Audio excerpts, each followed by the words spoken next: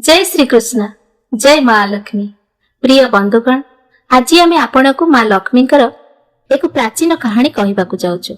यही कहानी माध्यम आपण जानिपारे जे झाड़ू को माँ लक्ष्मी प्रतीक भाव विवेचना करा जाए एवं कहा जाए जे जदि यह सठिक भाव व्यवहार करा जाए नहीं तेबे माँ लक्ष्मी से ही व्यक्ति घर चली जाती। सेथिपाई बंधुगण, आपण माने यही कहानी को संपूर्ण भाव शुणा उचित, कारण असंपूर्ण ज्ञान घातक होता है। जी यही कहानी को संपूर्ण भाव शुणे माँ लक्ष्मी थली को खुशी रे पूरण करती। तेणु डेरी न करी आसंतु आमे आपण को यही कहानी कहबा। बंधुगण, जेतेबेले मूल्यबोध शून्य एवं आलस्य रे बुड़ी रहितिबा जीवन शैली घरर अभ्यास हो जाए, सेतेबेले धीरे धीरे दारिद्र्य एवं अशांति घर उपरे पड़िबाकु लागे। बंधुगण, शास्त्र रे झाड़ू को देवी लक्ष्मी प्रतीक भाव विवेचना करा जाए। विश्वास करा जाए जे जदि एहाकु सठिक भाव रखा जाए एवं व्यवहार करा जाए तेबे यह घरे सुख एवं समृद्धि आनी थाए, किंतु जदि असावधानतारे व्यवहार करा जाए तेबे यह अलक्ष्मी को आकर्षित करिथाए, जे दारिद्र्य एवं दुखर प्रतीक। प्राचीन विश्वास अनुसार घरे केबे भी तीन प्रकार झाड़ू रखिबा उचित नुहे, नचेत अत्यंत दारिद्र्यर सम्मुखीन हेबाकु पड़िथाए। आसंतु एबे कहानी आरंभ करिबा। एक सहर रे जने बहुत धनी व्यवसायी तांक पत्नी सहित सुख एवं समृद्धि रे परिपूर्ण जीवन यापन करुथिले। से भगवान विष्णुकर जने महान भक्त थिले। प्रतिदिन तुलसी को जल अर्पण करुथिले एवं प्रतिदिन पूजा करुथिले। तांक स्त्री मध्य धार्मिक, नम्र एवं शांत स्वभावर थिले, किंतु संतान नथिबारु उभय बहुत दुखित थिले। दीर्घ दिन धरी प्रार्थना करिबा एवं श्रावण सोमवार उपवास रखिबा परे सेमानक उपरे भगवानकर दया हेला एवं सेमानक घरे एक सुंदरी कन्या जन्म हेला, जहार नाम सुनंदा थिला। एही कन्या पितामातांक आखिर तारा थिला। सेमाने ताकु केबे भी कोनोसी जिनिसर अभाव हेबाकु देउनथिले। एक विशाल संपत्तिर एकमात्र उत्तराधिकारी होइतिबारु सुनंदांको अत्यधिक लालन पालन एवं आदर करा जायतिला, जहा तांकु नष्ट करि देइतिला। धीरे धीरे से अलसुआ भाव, गर्वी एवं अहंकारी होई गेले। से परिष्कार परिच्छन्नता को घृणा करुथिले एवं तांक जीवन रे केबे झाड़ू मध्य छुई नथिले। समय सहित से तांक पितामातांक कथा अमान्य करिबाकु लागिले। जेतेबेले से 16 वर्ष बयस रे पहुंचिले, सेही व्यवसायी तांक विवाह पई अनेक प्रतिष्ठित परिवार प्रस्ताव आमंत्रण करिथिले, किंतु सुनंदा समस्तंकु अपमानित करी घौड़ाई देउथिले। से काहाकु कठोर शब्द कहुथिले तो काहाकु घृणा दृष्टि रे देखुथिले। केतेबेले से बर हेबाकु आसीथिबा युवकंक उपरे छातरु पानी ढाइबा भली पिलाड़ियामी भली काम करुथिले एवं सेमानक सहित दुष्टामी करुथिले, जहा द्वारा सहरर लोक माने तांको भय करिबाकु लागिले एवं सेठ दंपति चिंतित दुखित अनुभव करिबाकु लागिले। दिने घटनाक्रमे सुनंदांक नजर जंगल रे रहुथिबा जने अत्यंत गरीब किंतु मेधावी ब्राह्मण युवक शांतनु उपरे पड़िला, जी तांको नाम अनुसार शांत स्वभावर थिले। से जने विद्वान, समस्त शास्त्र रे पराक्रमी एवं भगवान विष्णुकर जने निष्ठापर भक्त थिले। से प्रतिदिन सकाळे स्नान करी तुलसी को जल अर्पण करुथिले एवं शिव मंदिर को जाई भक्तिर सहित पूजा करुथिले। तांको बंधु मानक सहित जंगल ले बुलिबा समय रे सुनंदा शांतनुक रूप एवं प्रकृति को पसंद करिनेले एवं घर को फेरिबा परे से तांको पिता को स्पष्ट भावरे कहिले जे से सेही युवकन को विवाह करिवे। सेठ एहा सुनी आश्चर्य होई गेले, किंतु तांको झियर खुशी पई परदिन से तांको स्त्रीक सहित शांतनुक कुड़िया रे पहुंचिले। सरल कुड़िया एवं गरीब जीवन देखि सेठ मने मन चिंताशील होई गले, किंतु से शांतनु को निजर परिचय देबाकू कहिले। शांतनु विनम्र भावरे कहिले, मो नाम शांतनु, मु जणे गरीब ब्राह्मण। मु मोर वृद्ध पितामातांक सहित एक सरल जीवन बिताए एवं मु पूजा पाठ करी मोर जीविका निर्वाह करे। सेठ तांक झियर इच्छा कहिले एवं विवाह प्रस्ताव देले, जहाकु शांतनु कहिले, मु तुमर योग्य नुहे, मोर धन नाही, मु तुम झिय को कोनोसी सांत्वना देई परिबि नाही। किंतु सेठ तांको आश्वासन देले जे से तांको पर्याप्त धन एवं व्यवसाय देबे। शेषरे शांतनु राजी हेले एवं शुभ समय अनुसार विवाह अनुष्ठित होइथिला। विवाह समाप्त हेबा परे सुनंदांक मां तांको एक झाड़ू देले एवं कहिले, झिय एहाकु सुरक्षित भावरे रखिबु। कन्यादान समय रे झाड़ू देबा शुभ होइथाय। यह सर्वदा निश्चिंत करे जे देवी लक्ष्मी घरे बास करुछंती, किंतु सुनंदा एहाकु असावधानतार सह रखिले। सेठ सेमानक पई नूतन घर तयारी कले ଏବଂ ତାଙ୍କ ଜୀବନ ସୁରୁଖୁରୁରେ ଚାଲିବା ପାଇଁ ତାଙ୍କୁ ଏକ ଶସ୍ୟ ଦୋକାନ ଉପହାର ଦେଲେ। ପ୍ରାରମ୍ଭରେ ସୁନନ୍ଦା ଖୁସି ଥିଲେ, କିନ୍ତୁ ଶୀଘ୍ର ତାଙ୍କର ଅଳସୁଆ ଏବଂ ଅହଙ୍କାରୀ ସ୍ୱଭାବ ସ୍ପଷ୍ଟ ହୋଇଗଲା। ସେ ଘର ସଫା କରୁନଥିଲେ, ବାସନ କୁସନ ମଇଳା ରଖୁଥିଲେ, ଘରର ପ୍ରତ୍ୟେକ କୋଣରେ ଅଳନ୍ଧୁ ଲାଗିଥାଏ। ଗୋଟିଏ ଦିନ ଶାନ୍ତନୁ ବୁଝାଇଲେ, ସୁନନ୍ଦା, ଜଣେ ସ୍ତ୍ରୀ ପରିଷ୍କାର ପରିଚ୍ଛନ୍ନତାକୁ ଭଲ ପାଇବା ଦରକାର ଏବଂ ଘର କାମରେ ପାରଙ୍ଗମ ହେବା ଉଚିତ। ଏଥିରେ ସେ କହିଲେ, ଏପରି କଥା କିଛି ନାହିଁ। ମୁଁ କେବେ ଘର କାମ କରିନାହିଁ ଏବଂ ଭବିଷ୍ୟତରେ ମଧ୍ୟ କରିବି ନାହିଁ। ଜଣେ ଚାକରକୁ ନିଯୁକ୍ତ କରିଦିଅ। ଯାହା ହଉ, ଏସବୁ ମୁଁ କରିପାରିବିନି। ତାଙ୍କ ସ୍ତ୍ରୀଙ୍କ ଠାରୁ ଏପରି କଥା ଶୁଣି ଶାନ୍ତନୁ ଆଶ୍ଚର୍ଯ୍ୟ ହୋଇଗଲେ। ତାଙ୍କ ମା ମଧ୍ୟ ତାକୁ ଅନେକ ଥର ବୁଝାଇବାକୁ ଚେଷ୍ଟା କଲେ, କିନ୍ତୁ ସୁନନ୍ଦା ତାଙ୍କ ସ୍ୱଭାବ ଛାଡି ନଥିଲେ। କିଛି ଦିନ ପରେ ଶାନ୍ତନୁ ଏକ ଛୋଟ ବ୍ୟବସାୟ ଆରମ୍ଭ କଲେ, କିନ୍ତୁ ତାଙ୍କ ସ୍ତ୍ରୀଙ୍କ ଅସାବଧାନତା ଏବଂ ଘରର ଅରାଜକତାପୂର୍ଣ୍ଣ ପରିବେଶ ଗ୍ରାହକ ମାନଙ୍କୁ ଦୂରେଇ ରଖିଲା ଏବଂ ଦୋକାନକୁ ଆସୁଥିବା ଲୋକମାନେ ମଧ୍ୟ ତାଙ୍କର ଦୁଃଖିତ ମୁହଁ ଦେଖି ଫେରି ଯାଉଥିଲେ। ଗୋଟିଏ ଦିନ କାମ ପାଇଁ ଅନ୍ୟ ସହରକୁ ଯାଉଥିବା ସମୟରେ ସେ କିଛି ନ କହି ତାଙ୍କ ବଳଦ ଗାଡି ଧରି ଚାଲିଗଲେ। ଏହି ସମୟରେ ସୂର୍ଯ୍ୟୋଦୟ ପରେ ତାଙ୍କ ଶାଶୁ ତାଙ୍କ ପୁରୁଣା ଝାଡୁରେ ଘର ସଫା କରୁଥିଲେ। ସେ ପୁରୁଣା ଘରୁ ବହୁତ ପ୍ରେମରେ ଆଣିଥିବା ଝାଡୁ ବ୍ୟବହାର କରୁଥିଲେ, କାରଣ ତାଙ୍କ ବିଶ୍ୱାସ ଅନୁଯାୟୀ ଦେବୀ ଲକ୍ଷ୍ମୀ ଝାଡୁରେ ବାସ କରନ୍ତି ଏବଂ ଏହାକୁ ପ୍ରତିଦିନ ବ୍ୟବହାର କରିବା ଦ୍ୱାରା ଘର ଆଶୀର୍ବାଦ ପ୍ରାପ୍ତ ହୋଇଥାଏ। ସେହି ମୁହୂର୍ତ୍ତରେ ସୁନନ୍ଦାଙ୍କ ନଜର ଝାଡୁ ଉପରେ ପଡିଗଲା ଏବଂ ତାଙ୍କୁ ମନେ ପଡିଲା ଯେ ତାଙ୍କ ମା ମଧ୍ୟ ବିବାହ ସମୟରେ ଆଶୀର୍ବାଦ ସ୍ୱରୂପ ଶୁଭ ଝାଡୁଟିଏ ଦେଇଥିଲେ। ସେ ଝାଡୁଟିକୁ ବାହାର କରି ତାଙ୍କ ଶାଶୁଙ୍କୁ ଦେଇ କହିଲେ, ମା, ମୋ ବାପା ତୁମକୁ ଏକ ପ୍ରାସାଦ ପରି ଘର ଦେଇଛନ୍ତି, ଆଉ ତୁମେ ଏକ ପୁରୁଣା ଝାଡୁ ବ୍ୟବହାର କରୁଛ। ଏବେଠାରୁ ଏହି ନୂତନ ଝାଡୁ ବ୍ୟବହାର କର। ସେହି ପୁରୁଣା ଝାଡୁକୁ ଆଉ ମୋ ନଜରରେ ଆସିବାକୁ ଦେବ ନାହିଁ। ଶାଶୁ ଚୁପ୍ ରହିଲେ, କିନ୍ତୁ ପରଦିନ ଯେତେବେଳେ ବନ୍ଧୁମାନେ ଆସିଲେ, ଶାଶୁ ସେହି ପୁରୁଣା ଝାଡୁରେ ଘର ସଫା କରୁଥିବାର ଦେଖାଗଲା। ଏହା ଦେଖି ସୁନନ୍ଦା ରାଗିଗଲେ, ଝାଡୁ ଛଡାଇ ନେଇ ବାହାରକୁ ଫୋପାଡ଼ି ଦେଲେ ଏବଂ କହିଲେ, ମୁଁ ତୁମକୁ ବାରଣ କରିଥିଲି ପରା, ତଥାପି ତୁମେ ମୋତେ ଅପମାନ କରୁଛ। ଯଦି ତୁମେ ଏଠାରେ ରହିବାକୁ ଚାହୁଁଛ, ତେବେ ତୁମକୁ ମୋର ନିୟମ ମାନିବାକୁ ପଡ଼ିବ, ନଚେତ୍ ଘରୁ ବାହାରି ଯାଅ। ଅପମାନରେ ଆଘାତ ପାଇ ଶାଶୁ ଶ୍ୱଶୁର ସେମାନଙ୍କର ଜିନିଷପତ୍ର ନେଇ ସେମାନଙ୍କ ପୁରୁଣା ଘରକୁ ଫେରିଗଲେ। ସେହି ସନ୍ଧ୍ୟାରେ ଅତିଥିମାନେ ଖାଇଲେ, କିନ୍ତୁ ସୁନନ୍ଦା ପାଇଁ କିଛି ରହିଲା ନାହିଁ ଏବଂ ତାଙ୍କୁ ପ୍ରଥମ ଥର ପାଇଁ ଭୋକିଲା ଶୋଇବାକୁ ପଡ଼ିଲା। ପରଦିନ ସକାଳେ ସେ ଘର ସଫା କଲେ ଏବଂ ଝାଡୁକୁ ତାଙ୍କ ଗୋଡରେ ଏକ କୋଣରେ ଠେଲିଦେଲେ। ସନ୍ଧ୍ୟା ପରେ ଝାଡୁ କରି ଅଳିଆ ବାହାରକୁ ଫିଙ୍ଗିଦେଲେ।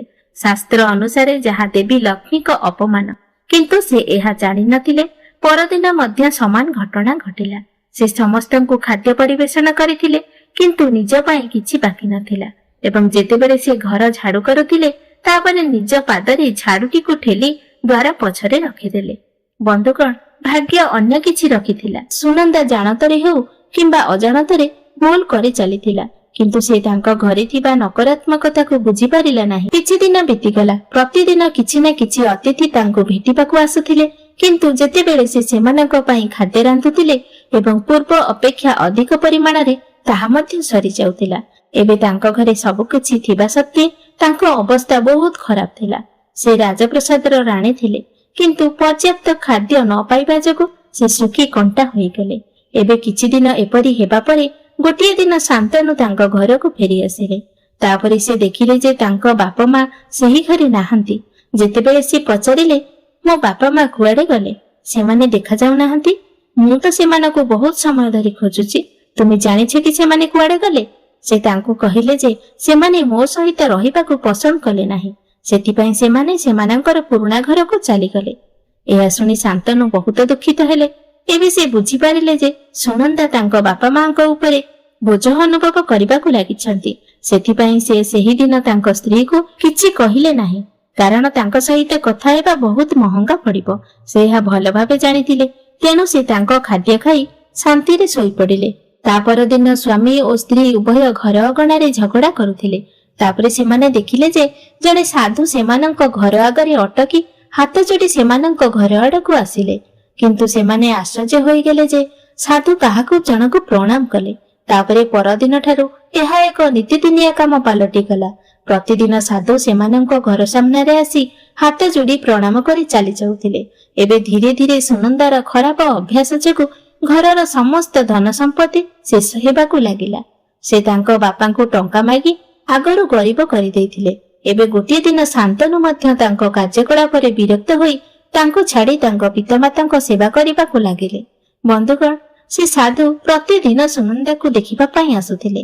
ସେହି ସାଧୁ ହେଉଛନ୍ତି ସାକ୍ଷାତ ବିଷ୍ଣୁ, ଯିଏ ସୁନନ୍ଦାକୁ ମାର୍ଗଦର୍ଶନ କରିବା ପାଇଁ ଜଣେ ସନ୍ଥଙ୍କ ବେଶରେ ପୃଥିବୀକୁ ଆସିଥିଲେ।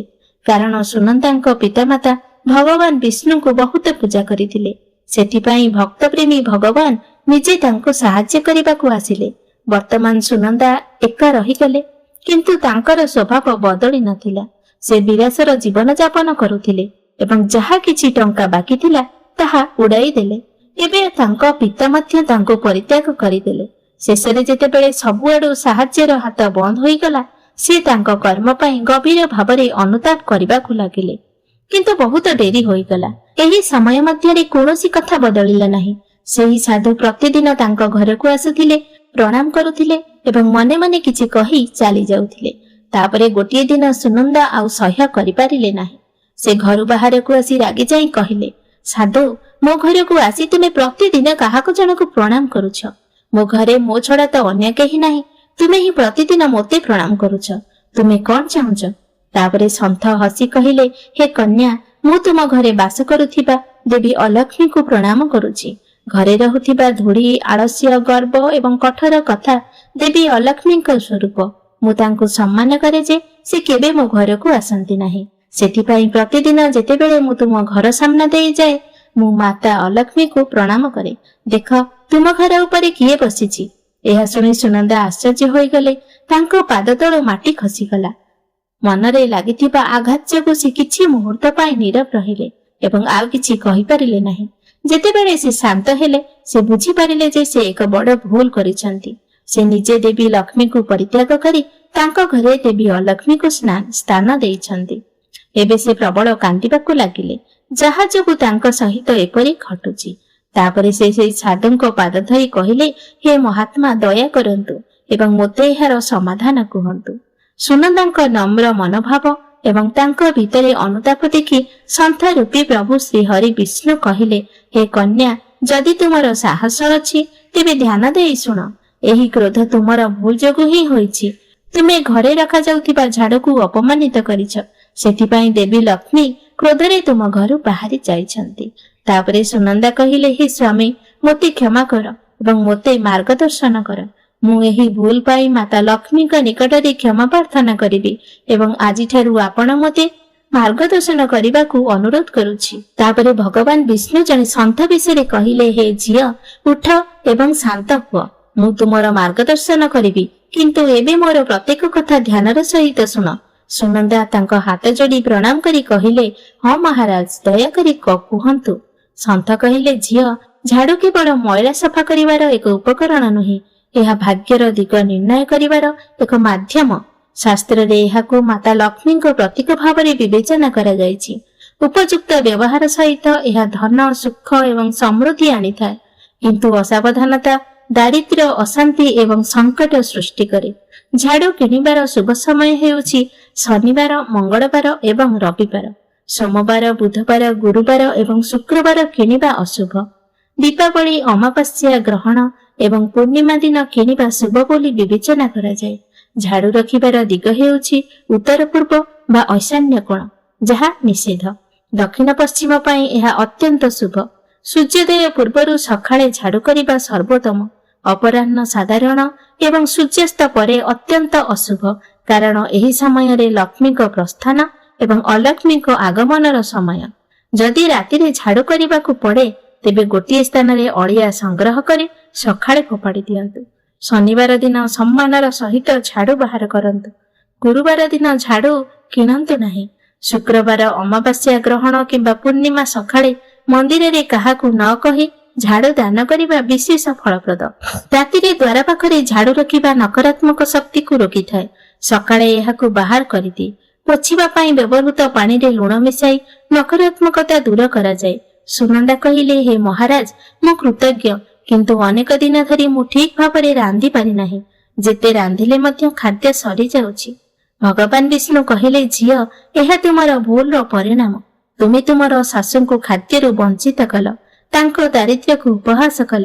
ତୁମେ ତାଙ୍କୁ ଘରୁ ବାହାର କରିଦେଲ, ଯାହା ଫଳରେ ଦେବୀ ଅନ୍ନପୂର୍ଣ୍ଣା ମଧ୍ୟ କ୍ରୋଧିତ ହେଲେ। ତୁମେ ଭିକାରୀମାନଙ୍କୁ ଦାନ ଦେଇନଥିଲ ଏବଂ କେବଳ ବିଳାସରେ ଜୀବନ ଯାପନ କରୁଥିଲ। ସୁନନ୍ଦା କହିଲେ, ହେ ସ୍ୱାମୀ, ଦୟାକରି ମୋତେ ଏହି ଦୋଷରୁ ମୁକ୍ତି ଦିଅନ୍ତୁ ଏବଂ ମୋତେ ମାର୍ଗଦର୍ଶନ କରନ୍ତୁ। ମହାରାଜ କହିଲେ, ଖାଦ୍ୟ ପ୍ରସ୍ତୁତ କରିବା ପୂର୍ବରୁ ମାତା ଅନ୍ନପୂର୍ଣ୍ଣାଙ୍କ ଆବାହନ ଏବଂ ପୂଜା କର। ତାଙ୍କୁ ଖାଦ୍ୟ ଅର୍ପଣ କର। ଅଟା ଦଳିବା ସମୟରେ ତୁମର ହାତ ପାପୁଲିରେ ଏକ ଚିହ୍ନ ତିଆରି କର ଏବଂ ଓಂ ଅନ୍ନପୂର୍ଣ୍ଣା ସଦା ପୂର୍ଣ୍ଣ ଶଙ୍କର ଲେଖ। ସୋମବାର ଏବଂ ଶୁକ୍ରବାର ବିଶେଷ ଭାବରେ ମନେ ରଖ। ପ୍ରତିଦିନ ଗୋଟିଏ ରୁଟି କିମ୍ବା ଖାଦ୍ୟର ଏକ ଅଂଶ ଗୋଟିଏ ଗାଈ, କୁକୁର, କାଉ ଏବଂ ଅସହାୟ ଲୋକଙ୍କୁ ଦିଅ। ରୋଷେଇ ଘରର ସ୍ୱଚ୍ଛତା ବଜାୟ ରଖ। ଏହା ଲକ୍ଷ୍ମୀ ଏବଂ ଅନ୍ନପୂର୍ଣ୍ଣା ଉଭୟଙ୍କ ବାସସ୍ଥାନ ସୁନିଶ୍ଚିତ କରିଥାଏ। ଏବେ ଯାଅ ଏବଂ ତୁମ ସ୍ୱାମୀ, ଶ୍ୱଶୁର ଓ ଶାଶୁଙ୍କ ପାଦ ଧରି କ୍ଷମା ମାଗ। ଏବେ ଏକ ନୂତନ ଜୀବନ ଆରମ୍ଭ କର। ସୁନନ୍ଦା ସାଧୁକୁ ବାରମ୍ବାର ପ୍ରଣାମ କଲା ଏବଂ ସେ ତାଙ୍କ ସ୍ୱାମୀଙ୍କ ପୁରୁଣା ଘରକୁ ଗଲା। ସେଠାରେ ପହଞ୍ଚି ସେ କହିଲେ, ସ୍ୱାମୀ, ଦୟାକରି ମୋତେ କ୍ଷମା କରନ୍ତୁ। ମୋ ଭୁଲ ଯୋଗୁଁ ଏସବୁ ଘଟିଛି। ତାଙ୍କ ଶାଶୁ ଉତ୍ତର କରିଲେ, ହେ ଝିଅ, ଆମେ ତୁମକୁ କ୍ଷମା କରିଦେଇଛୁ। ତାପରେ ସେ ସ୍ୱାମୀଙ୍କୁ କହିଲେ, ତୁମ ସ୍ତ୍ରୀର ହାତ ଧରି ତାକୁ କ୍ଷମା କର। ଏହି ଗରିବ ଝିଅଟି ପ୍ରକୃତରେ ତାର କର୍ମ ପାଇଁ ଅନୁତାପ କରିଛି। ଦୁନିଆରେ କର୍ମର ସର୍ବୋତ୍ତମ ପୁରସ୍କାର ହେଉଛି ଅନୁତାପ। ଏହାପରେ ସେମାନେ ସମସ୍ତେ ନିଜ ଘରକୁ ଫେରିଗଲେ। ସୁନନ୍ଦା ଆସିବା ମାତ୍ରେ ସେ ଝାଡୁକୁ ପୂଜା କଲେ ଏବଂ ସେଥିରେ ହଳଦୀ ଏବଂ କୁଙ୍କୁମ ଅର୍ପଣ କଲେ। ଏହାକୁ ସମ୍ମାନ କଲେ। ତାପରେ ସେ ରୋଷେଇ ଘରକୁ ଯାଇ ସନ୍ନ୍ୟାସୀଙ୍କ ନିର୍ଦ୍ଦେଶ ଅନୁସାରେ ଖାଦ୍ୟ ରାନ୍ଧି ଅନ୍ନପୂର୍ଣ୍ଣାକୁ ଅର୍ପଣ କଲେ। ସମସ୍ତେ ଖାଦ୍ୟର ଉପଭୋଗ କଲେ ଏବଂ 6 ଦିନ ପରେ ସୁନନ୍ଦା ମଧ୍ୟ ମନ ପ୍ରାଣ ଦେଇ ଖାଇଲେ। ଏବେ ସେ ଭଲ ଭାବେ ବୁଝିପାରିଲେ ଯେ ପୂର୍ବରୁ ସେ କେତେ ଭୁଲ କରିଥିଲେ, ତାହା ସ୍ପଷ୍ଟ ଥିଲା। ଏହାପରେ ସେ ଜଣେ ସମର୍ପିତ ପତ୍ନୀ ଏବଂ ଘର କାମରେ ଦକ୍ଷ ହୋଇଗଲେ। ସେ ପ୍ରତିଦିନ ତୁଳସୀଙ୍କୁ ଜଳ ଅର୍ପଣ କରୁଥିଲେ, ପୂଜା ଏବଂ ଆରାଧନା କରୁଥିଲେ ଏବଂ ଠିକ ସମୟରେ ଘର ସଫା ଏବଂ ଝାଡୁ କରୁଥିଲେ। ତେଣୁ ବନ୍ଧୁଗଣ, ଏହି କାହାଣୀରୁ ଆମେ ଏକ ଶିକ୍ଷା ପାଇଲେ। କୁହାଯାଏ ଯେ ଘରେ ମଇଳା, ଆଳସ୍ୟ, କଠୋର କଥା ଏବଂ ଗର୍ବ ଦେବୀ ଅଲକ୍ଷ୍ମୀଙ୍କୁ ଆକର୍ଷିତ କରେ ଏବଂ ଜୀବନରେ ଦୁଃଖ ଏବଂ ଦାରିଦ୍ର୍ୟ ଆଣିଥାଏ। ତେଣୁ ସ୍ୱଚ୍ଛତା, ମଧୁର କଥା ଏବଂ ସୌଜନ୍ୟତା ସର୍ବଦା ପାଳନ କରିବା ଉଚିତ। ମାତା ଲକ୍ଷ୍ମୀ କୁହନ୍ତି ଯେ ଜଣେ ମହିଳା ଘରେ ଏହି 5ଟି ଜିନିଷ ରଖିବା ଉଚିତ। ଜିନିଷ ଗୁଡ଼ିକ କେବେ ବି ଅନ୍ୟକୁ ଦେବା ଉଚିତ ନୁହେଁ। ଯଦି ଜଣେ ମହିଳା ଏହି ଜିନିଷ ଗୁଡ଼ିକୁ ଅନ୍ୟକୁ ଦିଅନ୍ତି, ତେବେ ଦେବୀ ଲକ୍ଷ୍ମୀ ତାଙ୍କ ଘରୁ ଚାଲିଯାଆନ୍ତି। ଯଦି ଏପରି କିଛି ଜିନିଷ ଅଜାଣତରେ ଦାନ କରାଯାଏ, ତେବେ ମା ଲକ୍ଷ୍ମୀ ସେହି ଘରୁ ଚାଲିଯାଆନ୍ତି। ଯେଉଁ ମହିଳା ତାଙ୍କ ଘରର ଏହି ଜିନିଷ ଗୁଡ଼ିକୁ ଅନ୍ୟମାନଙ୍କୁ ଦିଅନ୍ତି, ମୁଁ ସେମାନଙ୍କ ଘରେ ରହେ ନାହିଁ। ମୁଁ ସେହି ଜିନିଷ ଗୁଡ଼ିକ ସହିତ ସେମାନଙ୍କ ଘର ଛାଡ଼ିଦିଏ। ତାପରେ ସୁନନ୍ଦା କହିଲେ, ହେ ମା, ଦୟାକରି ମୋତେ କୁହନ୍ତୁ ସେହି ଜିନିଷ ଗୁଡ଼ିକ କଣ? ଦେବୀ ଲକ୍ଷ୍ମୀ କୁହନ୍ତି, ହେ ପୁତ୍ରୀ, ତୁମେ ଧ୍ୟାନ ଦେଇ ଶୁଣ। ମୁଁ ତୁମକୁ ସେହି ଜିନିଷ ଗୁଡ଼ିକ ବିଷୟରେ କହୁଛି ଯାହା କୌଣସି ମହିଳା ଅନ୍ୟମାନଙ୍କୁ ଦେବା ଉଚିତ ନୁହେଁ। ପ୍ରଥମ କଥା ହେଉଛି ଚକଲା, ବେଲଣ ଏବଂ ତାୱା କୌଣସି ମହିଳା ତାଙ୍କୁ ଦେବା ଉଚିତ ନୁହେଁ। ରୋଷେଇ ଘରେ ଏହି ଜିନିଷ ଗୁଡ଼ିକର ସର୍ବାଧିକ ଗୁରୁତ୍ୱ ରହିଛି। ଏହି ଜିନିଷ ଗୁଡ଼ିକର ପବିତ୍ରତା ସର୍ବଦା ବଜାୟ ରଖିବା ଉଚିତ। ଭଗବାନ ବିଷ୍ଣୁଙ୍କ ପାଇଁ ପ୍ରସାଦ ଏହି ଜିନିଷରୁ ହିଁ ତିଆରି ହୋଇଥାଏ ଏବଂ ତାୱାରେ ତିଆରି ପ୍ରଥମ ରୁଟି ମଧ୍ୟ ଏହି ଜିନିଷ ଗୁଡ଼ିକରୁ ତିଆରି କରାଯାଏ। ଏଗୁଡ଼ିକ ଗାଈକୁ ଖାଇବାକୁ ଦିଆଯାଏ। ସେଥିପାଇଁ ଏହି ଜିନିଷ ଗୁଡ଼ିକୁ ସର୍ବଦା ସଫା ଏବଂ ପବିତ୍ର ରଖିବା ଉଚିତ। ଯଦି ଅନ୍ୟମାନଙ୍କୁ ଦିଆଯାଏ, ତେବେ ଏଗୁଡ଼ିକ ଅପବିତ୍ର ହୋଇଯାଏ ଏବଂ ତାପରେ ସେଗୁଡ଼ିକୁ ବ୍ୟବହାର କରିବା ଦ୍ୱାରା ଅଶୁଭ ଫଳାଫଳ ମିଳିଥାଏ। ଆହୁରି ମାତା ଲକ୍ଷ୍ମୀ କହିଛନ୍ତି, ହେ ସୁନନ୍ଦା, ଏବେ ଦ୍ୱିତୀୟ କଥା ଶୁଣ। ଝାଡୁ, ଯେଉଁ ଜିନିଷରେ ମୁଁ ସବୁବେଳେ ରୁହେ, ଯେଉଁ ଜିନିଷ ମୋତେ ସବୁଠାରୁ ପ୍ରିୟ, ଯଦି ତୁମେ ତାହା ଅନ୍ୟ କାହାକୁ ଦିଅ, ତେବେ ମୁଁ ତୁମ ଘରେ କିପରି ରହିବି? ଯେଉଁ ମହିଳା ନିଜର ଘରର ଝାଡୁ ଅନ୍ୟ କାହାକୁ ଦିଅନ୍ତି, ମୁଁ ତା ଘର ଛାଡ଼ିଦିଏ। ଘର ଝାଡୁରେ ସଫା କରାଯାଏ, ଆଉ ଯେଉଁଠାରେ ସ୍ୱଚ୍ଛତା ଅଛି ମୁଁ ସେଠାରେ ବାସ କରେ। ଏହା ମନେ ରଖ, ଘରେ ସବୁବେଳେ ଝାଡୁ ଲୁଚାଇ ରଖିବା ଉଚିତ। ବାହାର ଲୋକ ମଧ୍ୟ ଝାଡୁ ଦେଖିବା ଉଚିତ ନୁହେଁ। ଝାଡୁ ଏକ ଅତ୍ୟନ୍ତ ପବିତ୍ର ବସ୍ତୁ। ଏହାକୁ ପାଦ ଛୁଇଁବା ଉଚିତ ନୁହେଁ। ମା ଲକ୍ଷ୍ମୀ କୁହନ୍ତି, ଏବେ ତୃତୀୟ ଜିନିଷଟି ଶୁଣ, ଯାହା ଜଣେ ମହିଳା କେବେ ଅନ୍ୟକୁ ଦେବା ଉଚିତ ନୁହେଁ। ସେହି ଜିନିଷଟି ହେଉଛି ଅଳଙ୍କାର। ଜଣେ ମହିଳା କେବେ ବି ତାଙ୍କର ଅଳଙ୍କାର ଅନ୍ୟ ମହିଳାଙ୍କୁ ଦେବା ଉଚିତ ନୁହେଁ। ମୁଁ ସବୁବେଳେ ଅଳଙ୍କାରରେ ବଞ୍ଚେ।